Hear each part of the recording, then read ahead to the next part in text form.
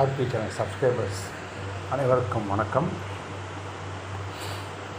நம்ம சேனலில் உண்மை சம்பவங்கள், அனுபவங்கள், தெரிந்த ஊர்கள், தெரியாத பல செய்திகள், தெரிந்த செய்திகள், தெரியாத பல ஊர்கள், இதை வச்சு வீடியோக்கள் போட்டு வந்துட்டுருக்கோம். நண்பர்கள் புதுசாக நம்ம சேனலை பார்த்தீங்கன்னா தயவுசெய்து சப்ஸ்கிரைப் பண்ணிட்டு பக்கத்தில் இருக்கிற பெல் பட்டன் கிளிக் பண்ணி ஆல் நோட்டிஃபிகேஷன் வச்சுக்கோங்க. சரி, வாங்க வீடியோக்குள்ளே போவோம். உலகத்தில் பிரிக்க முடியாத ஒன்று அப்படின்னு சொன்னால் ரெண்டு நபர்கள், சொல்லுவாங்க, இரண்டு ஜீவன்கள். ஒன்று பெற்றெடுத்த தாய், ரெண்டாவது தந்தை. தாய் தந்தை, தந்தை தாய் சொல்ல மாட்டாங்க, தாய் தந்தை. தாய் என்பவர் பூமி தேவிக்கு எப்படியெல்லாம் சொன்னோம், அதே மாதிரி தாய் என்பவர் அத்தனையத்தையும் தாங்கிக்கிட்டு, துன்பங்களையும் தாங்கிக்கிட்டு நம்மளை வளர்க்குறதுக்கு முக்கிய காரணமாக தாய். அதனால் தாயை சிறந்த கோவில் அடையுவாங்க. அடுத்ததாக தெய்வம் கொண்டாடுறது தந்தை. தந்தை சொல்மிக்க மந்திரம் இல்லை. தாய் என்பவர் அன்பை காட்டினாங்கன்னா, பாசத்தை காட்டினாங்கன்னா, தந்தை என்பவர் அறிவை கொடுப்பாங்க. தந்தைக்கு மற்றவங்க மேலே நினைக்க பிடிக்காது. எவ்வளோ கஷ்டங்களை மறைச்சி தன்னுடைய பிள்ளைகளுக்கு அந்த கஷ்டங்களை கொடுக்கக்கூடாது அப்படிங்கிறதுக்கு ஒரு ஜீவன் பார்த்திங்கன்னா அது தந்தை.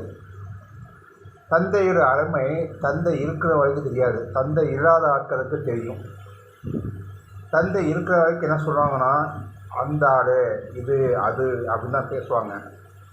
ஆனால் ஒரு தந்தை இல்லாத இடத்துல அவரோட இடத்த யாராலையும் நிறுத்த முடியாது.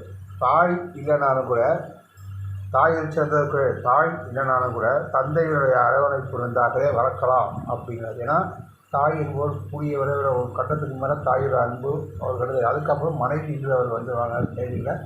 ஸோ தாயோட இடத்தை யாரும் செப்பத்த முடியாது. ஆனால் மனைவி என்பவர் தாயினுடைய ஸ்தானத்தில் பாதி அளவுக்கு சுற்றி பண்ணுவாங்க. ஆனால் தந்தை என்பவர் அந்த இடத்தை யாராலும் நிரப்ப முடியாதுங்கிறது தான் உலகத்தில் இருக்கக்கூடிய அனைத்து ஜீவராசிகளுக்கும் ஒரு மறுக்க முடியாத உண்மை.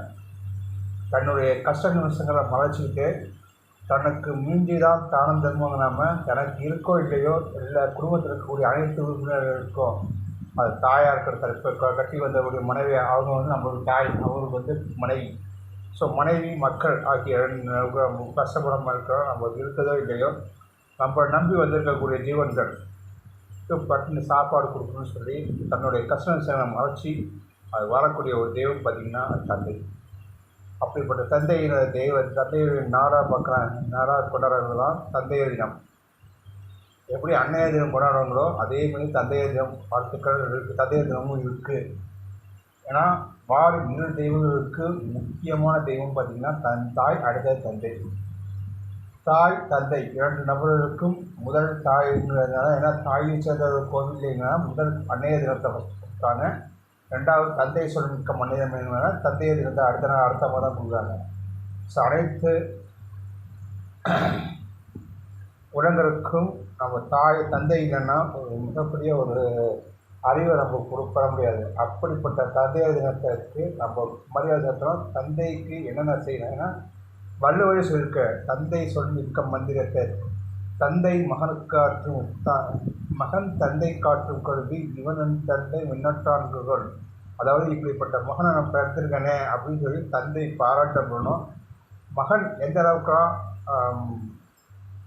தன்னோட அடுத்த கட்டங்களுக்கு அப்போ மறைஞ்சிருந்து என்னதான் அந்த மகனுக்கோ இல்லை மகளுக்கோ என்னதான் கண்ணி புரிந்தாலும் தனது மனசில் ஒரு சில சந்தோஷங்களோட இந்த குடும்பத்தை நடத்திட்டு போகக்கூடிய பார்த்திங்கன்னா தந்தை.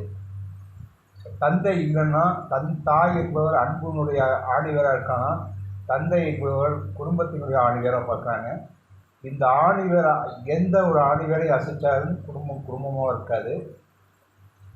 ஸோ முக்கிய காரணமாக இருக்கக்கூடிய தந்தையர் தினத்தை, தந்தைக்கு நன்றி போட்டக்கூடிய தினமாக தான் இந்த தந்தையர் தினத்தை பார்த்தாங்க. அனைத்து உலகங்களுக்கு இருக்கக்கூடிய ஜீவராசிகளுக்கு மிஞ்சி இருக்கக்கூடிய ஒரு தெய்வத்துக்கு நம்ம நன்றி செலுத்துகிறோம். அப்படிப்பட்ட தந்தையர் தினத்துக்கு நம்ம உலகத்தில் இருக்கக்கூடிய தந்தை ஸ்தானத்தில் இருக்கக்கூடிய ஆட்களுக்கு எனது தந்தை தின வார்த்தைகளை தெரிவித்துக் கொள்கிறேன்.